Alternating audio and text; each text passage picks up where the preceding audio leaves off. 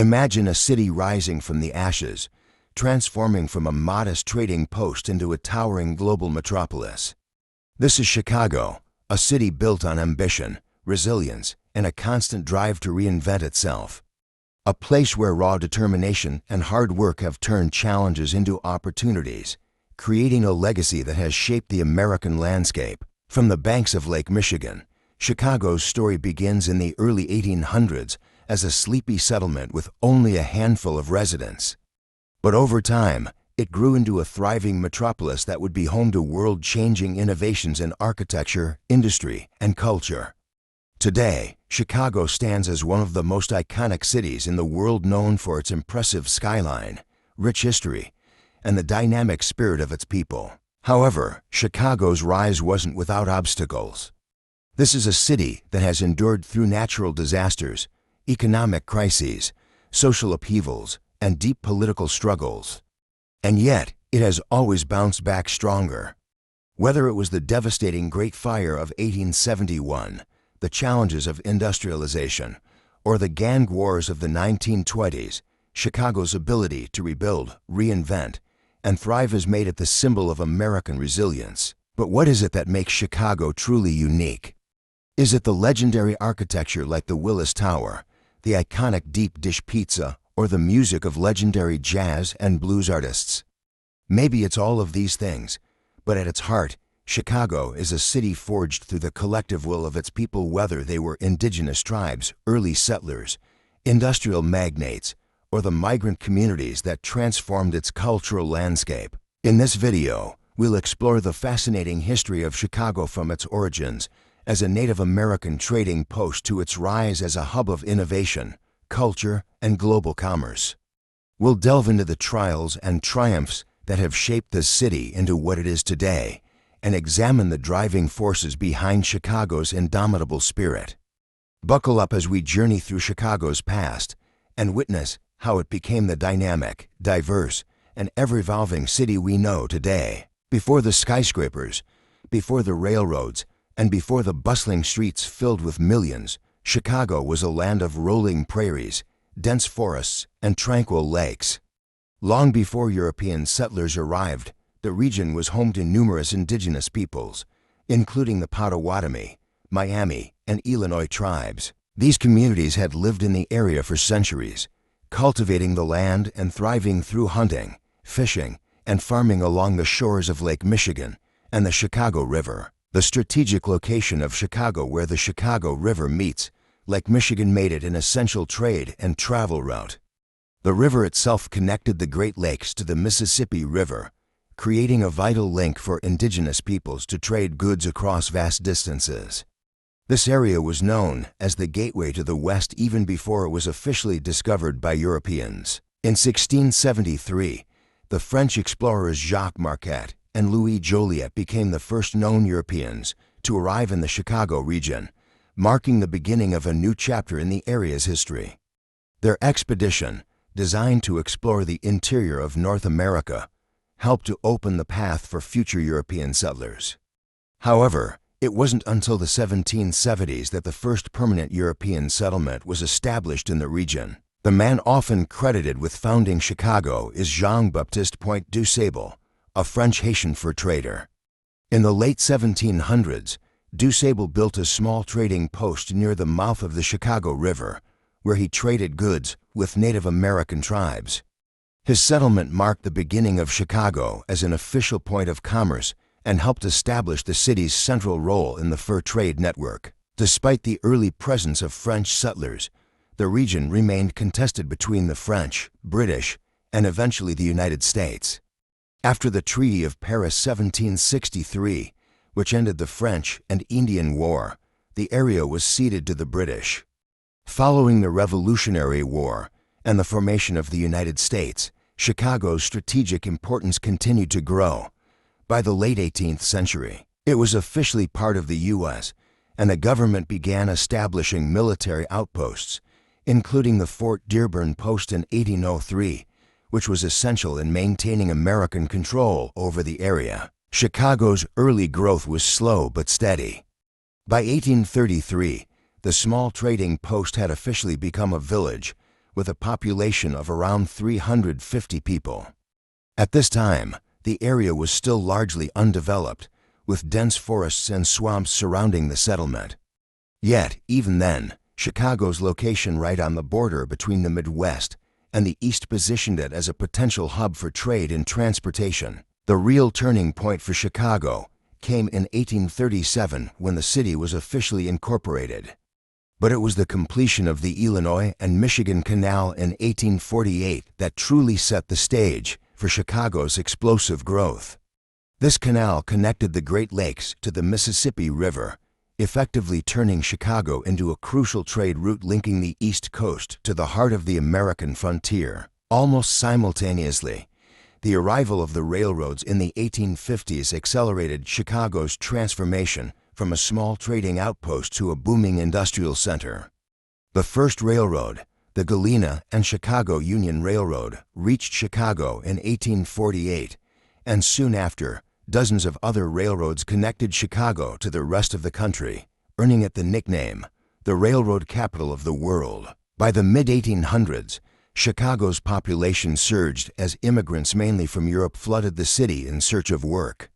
In particular, large numbers of German, Irish, and Polish immigrants settled in the city, bringing with them new traditions, languages, and cultural influences. The growing labor force spurred industrialization, and Chicago's stockyards and meatpacking plants began to supply the country with meat and other goods. As the city continued to expand, the vision of Chicago as an industrial powerhouse became clearer and clearer. In the early morning hours of October 8, 1871, disaster struck Chicago. The Great Chicago Fire began in a small barn on the city's west side, but the combination of dry conditions, wooden buildings, and strong winds allowed the fire to spread uncontrollably. Within hours, the fire had consumed most of the downtown area, leaving 17,500 buildings destroyed, 300 people dead, and 100,000 people homeless. In just over 2 days, the fire left an indelible scar on the city. The fire seemed to spell the end for Chicago, but the people of the city would not be defeated. The rebuilding process began almost immediately, and the city's transformation was astonishing. In fact, the fire gave birth to a new era in Chicago's history, one of innovation, architectural achievement, and modern urban planning. Chicago's rebuilding was more than just a physical reconstruction. It became the birthplace of the modern skyscraper. With the desire to rebuild quickly and efficiently, engineers and architects started experimenting with new materials and designs. The steel frame construction technique, which allowed buildings to be taller and sturdier, was first implemented in Chicago, and the first skyscraper, the Home Insurance Building, was completed in 1885. The Great Chicago Fire also had a profound impact on the city's character. Chicagoans, known for their relentless spirit and resilience, rebuilt the city with an unwavering sense of pride. In the wake of the disaster, Chicago transformed from a growing industrial hub into a modern city, one that looked to the future rather than dwelling on its past. As the 19th century drew to a close, Chicago emerged as the economic heart of the United States. The city had a thriving industrial base, with major industries like steel production, meatpacking, and manufacturing at the forefront of its economy. By the time the World's Columbian Exposition arrived in 1893, Chicago had firmly established itself as a leader in innovation and global trade. The World's Fair was a turning point for Chicago. It not only showcased the city's impressive industrial and architectural achievements, but also put the city on the global map. The fair featured the famous White City, a display of neoclassical architecture that stood in stark contrast to the rapidly growing industrialization of the rest of the city. The event was a major milestone for the city, attracting millions of visitors and leaving a lasting impact on the city's architecture and urban planning. Chicago's industrial base continued to grow throughout the early 20th century. The city became the meatpacking capital of the world, with the Union stock yards processing millions of cattle, pigs, and other animals each year. Chicago's steel industry, led by giants like U.S. Steel, transformed the city into an industrial powerhouse playing a central role in the development of railroads, buildings, and ships. But beyond industry, Chicago became the heart of cultural and intellectual movements in the early 20th century. The Chicago School of Architecture, led by figures like Louis Sullivan and Frank Lloyd Wright, revolutionized building design and urban planning. Meanwhile, Chicago's jazz and blues scenes began to take off, with legendary musicians like Louis Armstrong, Muddy Waters, and Ma Rainey making their names in the city's vibrant clubs and theaters. The city was also a focal point for political movements. In 1919, the Chicago race riot exposed deep racial tensions in the city as African American migration from the South increased. Despite such challenges, Chicago's diverse cultural landscape continued to grow, with large immigrant communities from Europe, Africa, and Latin America contributing to the city's rich cultural fabric. The 1920s were a time of both excess and crisis for Chicago. With the advent of Prohibition in 1920, the city became notorious for its role in the illegal alcohol trade. Al Capone, perhaps the most infamous gangster in American history, built his empire in Chicago during this time, controlling much of the city's bootlegging, gambling, and other illicit activities. Capone's reign of terror in Chicago became symbolic of the broader chaos of the Prohibition era. Yet, it wasn't all crime and corruption. The Great Migration brought an influx of African Americans to Chicago, escaping the Jim Crow South for better opportunities in the North. Chicago became a center for African American culture, particularly through the Harlem Renaissance in the 1920s, as artists, musicians, and intellectuals came together to shape a new cultural identity. The Chicago Defender, an African American newspaper, became a powerful voice for social change. The 1930s and 1940s brought the Great Depression, but Chicago's industrial base helped the city survive. By the time World War II began, Chicago had become an industrial powerhouse that played a central role in the war effort, producing tanks, planes, and weapons for the military. But despite the economic success, Chicago's social problems persisted. The city struggled with poverty, corruption, and crime, issues that would continue to define its growth into the 1950s and beyond. Today, Chicago remains a city of reinvention. From its rise as an industrial giant to its place as a center for finance, technology, and culture, Chicago continues to push forward.